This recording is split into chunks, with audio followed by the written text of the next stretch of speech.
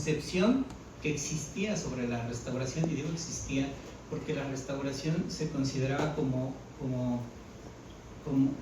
el elemento de partida que tenía como varias acciones o varios niveles de intervención. Dentro de ellos, antes, bueno, y eso lo digo porque en mis inicios así me enseñaron, la conservación era de identificar y conservar, ¿no?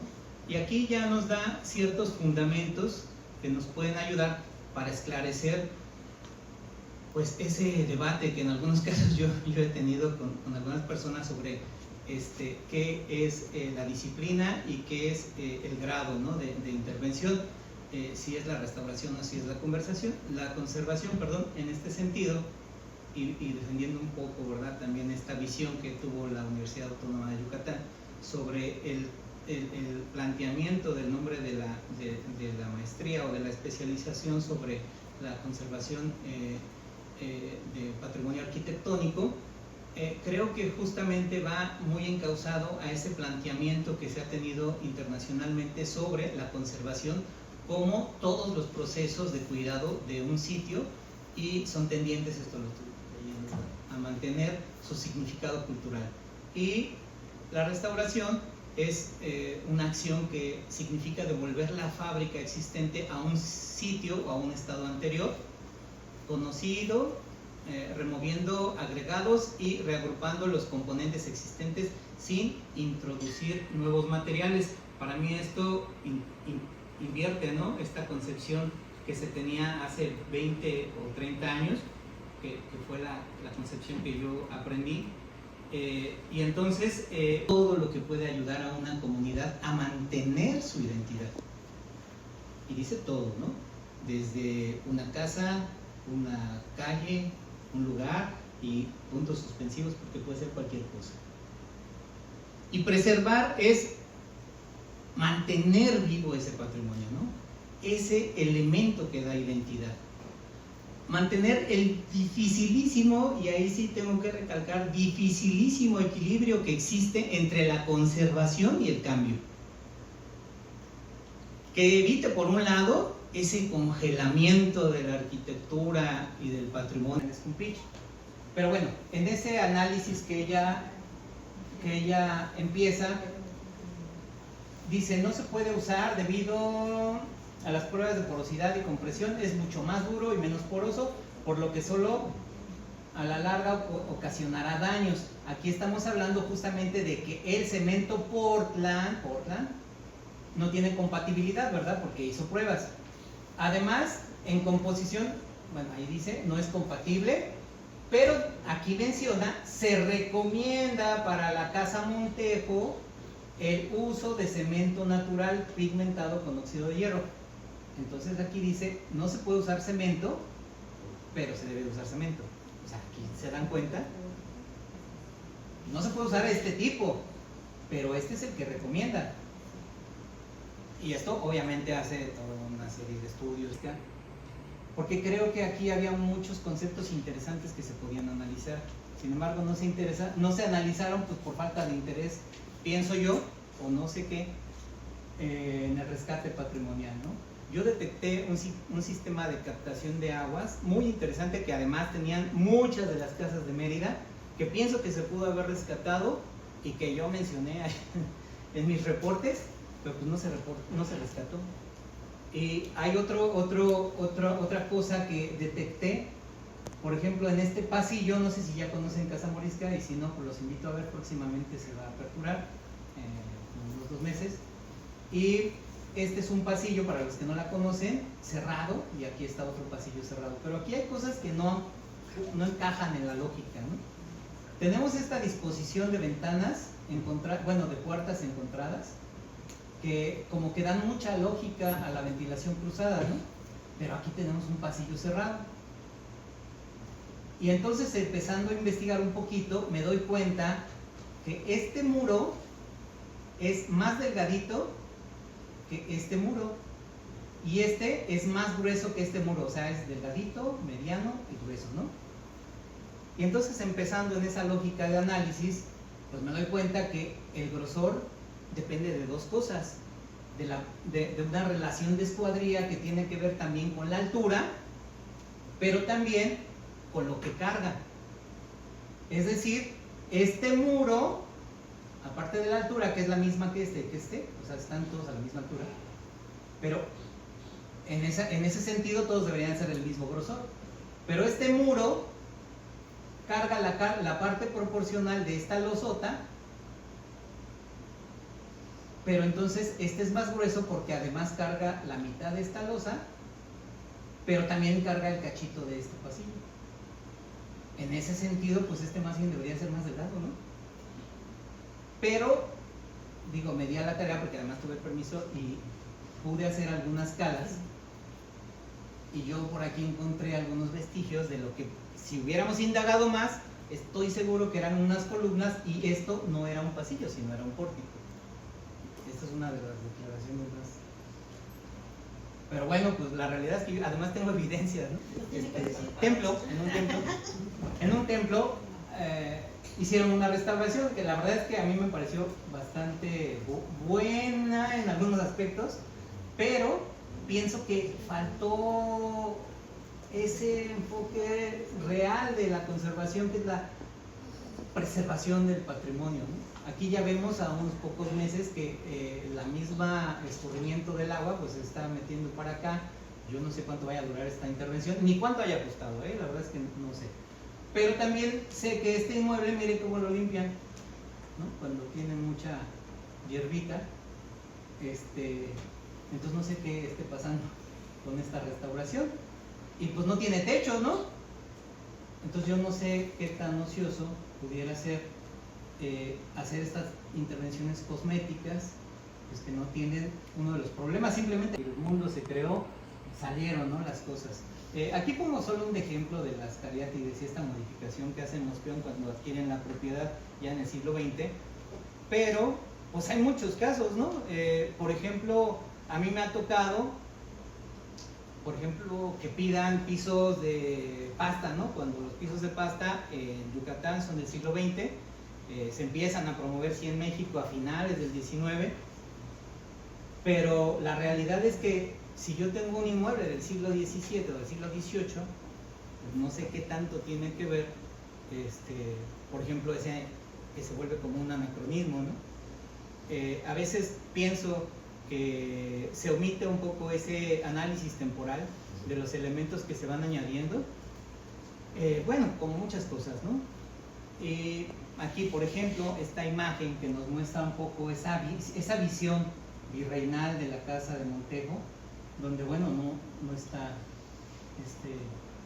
que además cambió en un montón de cosas, ¿no? El nivel, por ejemplo, aquí estaba el nivel de la casa y luego ya quedó a este nivel. Antes era un antepecho, ahora se vuelve un balcón porque es piso. Bueno, o sea, son muchos los cambios que tuvo este proyecto, y aquí en este puro proyecto nos podríamos pasar 4 horas más. La falta de apertura en la integración, y hay un riesgo, pienso yo, que se puede tener en esa congelación de la captura con el escáner 3D. Miren, podemos quitar las capas de vegetación, ¿no? Y luego ver el puro inmueble, y luego también lo podemos meter a una retroingeniería y meterlo a sistemas BIM y empezar a hacer un montón de cosas que la verdad, bueno, pues antes no teníamos. Pero también creo que esto podría ser un error porque no le damos esa dimensión adecuada, porque no podríamos entender un proceso de deterioro, por ejemplo, si no vamos al lugar. Si nosotros no estamos ahí y vemos que el viento viene de este lado, no vamos a entender por qué se está deteriorando de este. Obviamente las columnas terminan siendo más anchas. Bueno, ahorita, sí tengo una imagen de actual, ¿no? El intercolumnio, miren, si se fijan, ya las columnas tienen que ser más anchas, pero también, si se fijan, quedan más altas que las que tiene el ayuntamiento, el edificio del ayuntamiento. Entonces, esto va en detrimento porque tiene jerarquía, ¿no? O sea, se gana presencia la fachada que tiene esta reinterpretación, que por hacer menos arcos, pues obviamente se disparan, se vuelven más protagónicos que los que existían originalmente. Y pues ya, ¿no? Aquí están los 13 arquitos, miren, 1, 2, 3, 4, 5, 6, 7. Bueno, miren, aquí está el centro del edificio, 7. 8, 9, 10, 11, 12 y 13.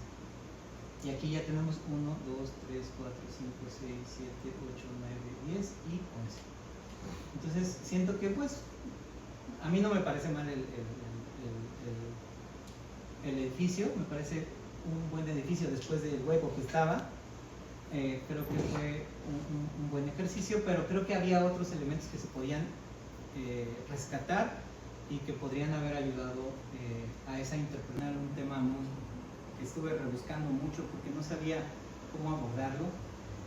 La arquitectura vernácula, enraizada en el conocimiento tradicional y el equilibrio con el entorno, se ha empezado a transformar, a veces no de la mejor forma.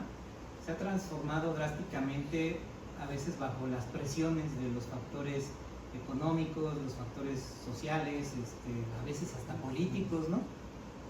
Y se van deteriorando y se van cambiando esas techumbres de palma por losas de concreto, por láminas, por viguetas y rodillas y por un montón de cosas que a veces ni nos imaginamos, que la verdad es que a veces son diversas y generan otro tipo de valoraciones, ¿no? Pero aquí creo que en cualquier lugar fuera, yo creo que hasta en la misma ciudad podemos encontrar estos ejemplos. Otro tema interesante son este tipo de restauraciones, ¿no?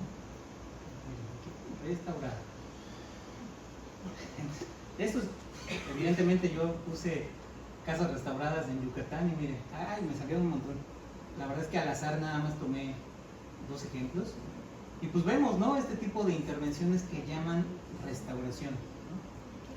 Y vemos, por ejemplo, este tipo de cosas para empezar, los colores, ¿no? No sé, hubo un momento en el que aquí no se alcanza a ver por la distorsión cromática que existe entre la proyección y la fotografía y la realidad, ¿no? Pero este color es un color que se puso de moda, yo creo que porque la Comex empezó a pintar todas sus tiendas de ese color. De verdad, la Comex empezó a sacar este color, yo creo que se puso de moda y miren la opción en el interior. Porque es la más, creo que es la más económica, no ese color, el azul, ¿sí? De Comex, sí. Alguien me contestó, sí. Y por eso hay tantos. Mira, a lo mejor es una razón, ¿no? Pero creo que hay preceptos. El blanco y ese azul. ¿Cuál? ¿Azul y cuál más? Blanco. Y blanco. La plástica que se está dando en la ciudad, que pues desafortunadamente no forma parte de nuestra herencia cultural. En ese sentido tengo que aclarar, el INAH ha establecido criterios muy concretos en esa paleta cromática que tiene esa variante pastel, ¿no? Esos tonos pastel y no tan saturados o neón, ¿no? Que en algunos casos se da. Y pues bueno, este hueco que dejaron aquí en la losa, ¿no? Para tener un poco del exterior en el interior. Otro ejemplo, estas casas, ¿no? Que venden aquí y que con renders, ¿no? Hacen estas reconstrucciones o interpretaciones de lo que podría ser la restauración. Y no quiero hablar sobre preceptos de restauración aplicados aquí, porque pues aquí me tardaría todo el día. Mejor vamos a avanzar a otros casos. Esta, ¿no? Que se promociona como la casa más pequeña restaurada en Mérida. Así búsquenla y así sale. Y mide 2.8, y si le quitamos 30 centímetros del muro medianero, y aquí este muro que sí se hizo con blog, son 50 centímetros, 30, bueno, 45. Ya son 2.4, ¿no? 2.4. De entrada eso no da condiciones de habitabilidad y funcionamiento que están estipuladas, miren, ya ni siquiera por los que protegemos o promovemos la protección del patrimonio, sino por la misma utilización, ¿no? Es más, los muebles, ¿no? Como la misma ergonomía. O sea, bueno, mide 2.8. Y aparte le creció un copete, ¿no? Y aquí tenemos la foto que tampoco tiene mucho. Esta foto la tomé del Google Maps y tendrá, no me acuerdo el año en el que aparecía, pero creo que era del 2019, o sea, ni siquiera era tan vieja. Pero miren cómo en tan poquito tiempo se destruyó el patrimonio.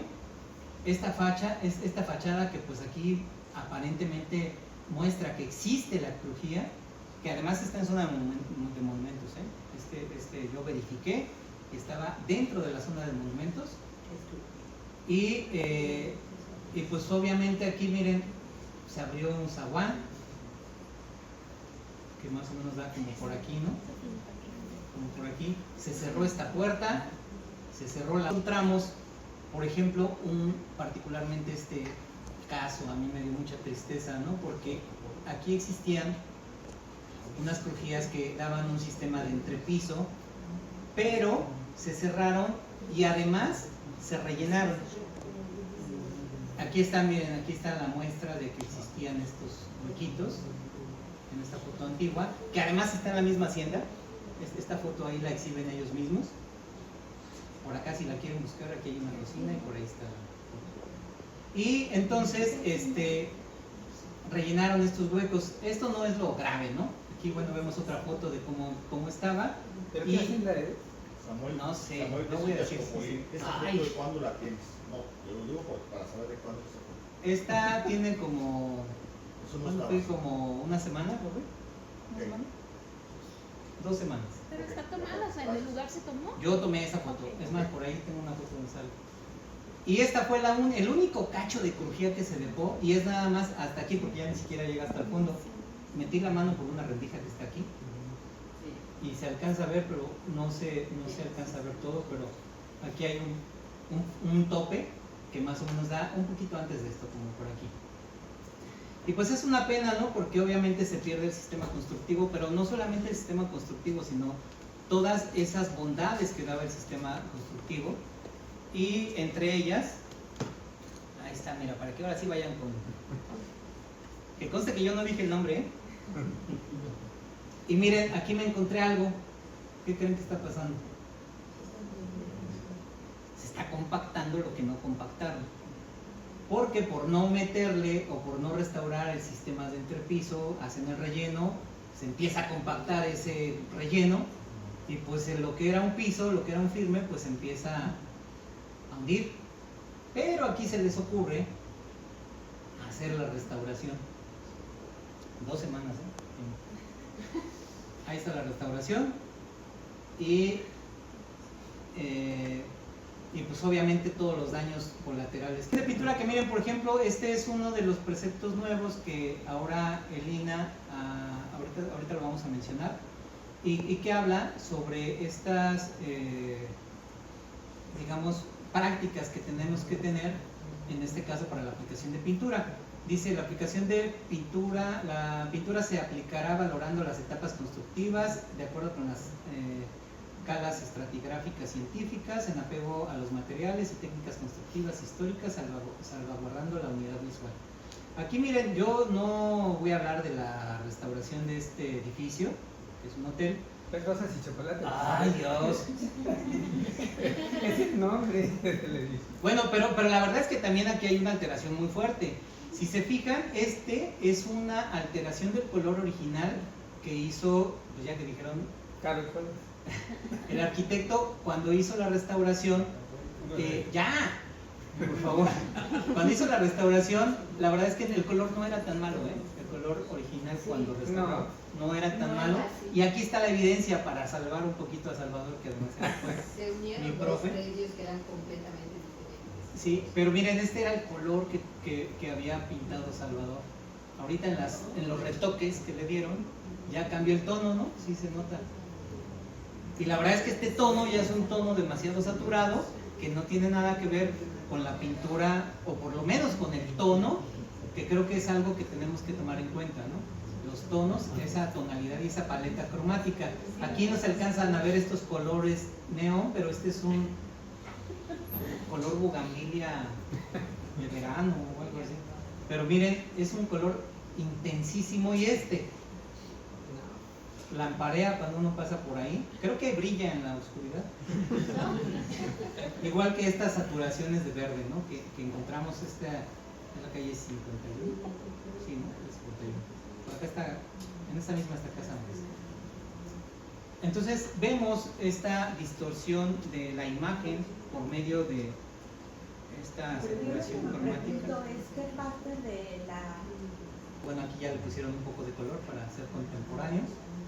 Y, pues todos son, este era chucum, perdóname, este era color chucum, no se alcanza a ver, pero este es color, esta es aplicación de pasta de chucum. Este es cemento, que al final los tres son cemento en diferentes tonalidades, ¿no? Ya dije, yo no tengo problemas con el cemento, pero ahí es donde no se aplica. Pues el peor Contreras, ¿no? El primero de mi cumpleaños, por favor. El primero de noviembre en el 2022, un cortocircuito, es lo que dicen por ahí los peritajes, en el tercer piso, de algo que también ya se había avisado porque se había mencionado que las instalaciones tenían condiciones muy malas y pues se causa un cortocircuito y los daños principales son la afectación de la pintura mural que tiene la cúpula donde están las musas, y también los palcos y pues obviamente la gradería que está en la parte de abajo por el colapso de algunas cosas. Y pues bueno, lo que se hizo es, aparte de apagarlo, el cierre inmediato. El proceso de restauración planteaba 120 millones de pesos. Yo no sé en cuánto van, ni en cuánto vayan, ni a cuánto vaya a llegar, ¿verdad? Entonces está en proceso de reconstrucción. Habían dicho que a inicios de este año ya se terminaba. La última declaración que habían dado es que a finales de pero yo por lo que vi, creo que no.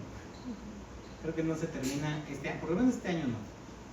Sin embargo, es lo que dice la prensa, ¿no? La prensa dice que en diciembre ahí la Sinfónica va a estar, de la Segunda Guerra Mundial, y de ahí se desprende otra organización que es la UNESCO, que está ya enfocada para la educación de la ciencia y la cultura, y de ahí de la UNESCO viene otra institución que es el ICROM, que es el Centro Internacional de Estudios para la Conservación y Restauración de los Bienes Culturales. Perdón, solo los voy a mencionar muy rápido porque además de que se nos está acabando el tiempo, bueno, eso es tema como de otra charla.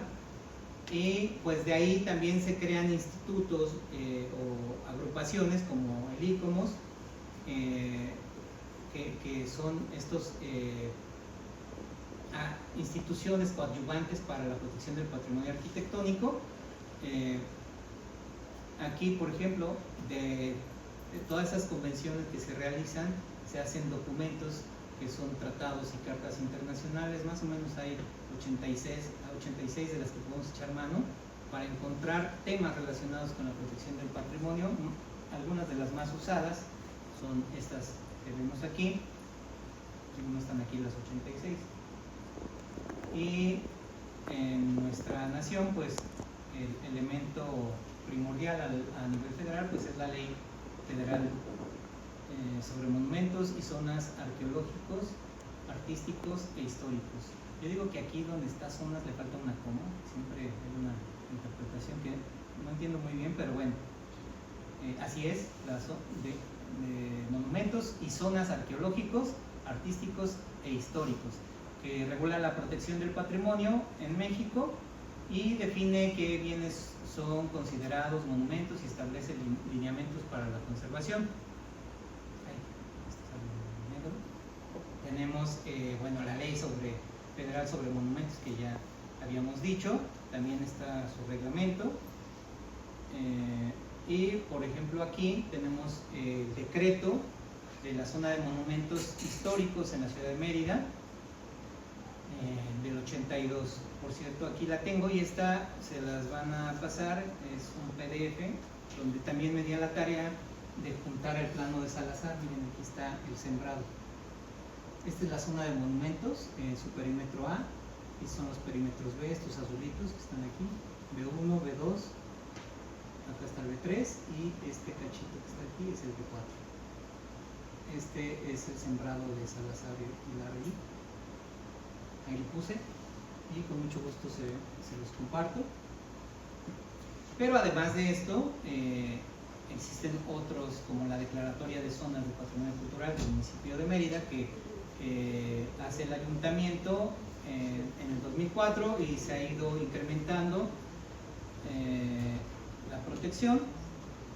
Por ejemplo, primero se crean estas, en el 2004, estas zonas, las amarillas, que son las zonas de colindancia a la zona de monumentos, y luego ya se crean todas estas zonas de protección, bueno, que están aquí nombradas, ¿no? Perdón que puse el plano de lado para que pudiera caber un poquito más y se pudieran apreciar como todas las zonas. Aquí no me ocupo San Antonio, pero bueno, está aquí abajito. También está el reglamento de construcciones del municipio de Mérida, y ese reglamento de construcciones también hace alusión al reglamento para la preservación de zonas de patrimonio cultural del municipio de Mérida, publicado en la Gaceta Municipal el 4 de julio del 2008, cuando se hace la modificación o la ampliación de las zonas de patrimonio cultural. Y la novedad, ¿verdad?, que es lo que les decía, el año pasado aprobaron acuerdo para la implementación de los criterios técnicos de aplicación general en materia de protección, conservación, restauración y recuperación del patrimonio en los edificios con valor histórico. Ahorita que ya vimos muchos casos y criticamos, yo pienso que de la manera constructiva, no como criticonería, ¿verdad? En algunos casos creo que sí se tomó tintes así, pero no, por supuesto no era la intención, porque nunca pretendía dañar ninguna susceptibilidad ni nada. Traté desde la manera más objetiva abordar los temas, pero entonces, ¿qué se puede hacer en esos edificios con valor histórico? Aquí tenemos un caso. Si tuviéramos un edificio así con todos estos niveles, que fuera un edificio histórico, ¿qué hacemos? ¿Le ponemos un contrafuerte para evitar el colapso? ¿O le completamos según los datos que nosotros obtuvimos y hacemos el mismo contrafuerte que va a tener la misma función para evitar el colapso? A ver, aquí quiero votación. Esa intervención, pues al mismo tiempo creando un contraste formal y material entre el nuevo proyecto y el antiguo, ¿no? El monumento romano pues fue considerado en este caso como un monumento arqueológico y se toma esa decisión, pero ¿qué creen? En el mismo Coliseo también hicieron así el otro lado, ¿no? Y en esta se soluciona el mismo problema estructural, pero imitando y restableciendo esos arcos antiguos que tenían registro, cuando así una unidad entre el proyecto existente y el nuevo. Este tipo de rehabilitaciones también favorece la imagen del monumento y pone énfasis en el valor simbólico y social que se ha generado, ¿no? Al final, ¿cuál es lo correcto? Una duda, pero sí marcan de alguna manera, ahí lo veo pues con el color. Sí, hay una que evidente. Es una restauración y que no es. Sí, cambia el material, ¿no? Este es ladrillo y acá es piedra. Digo, también tiene ladrillo, pero aquí cambian el material. Pero el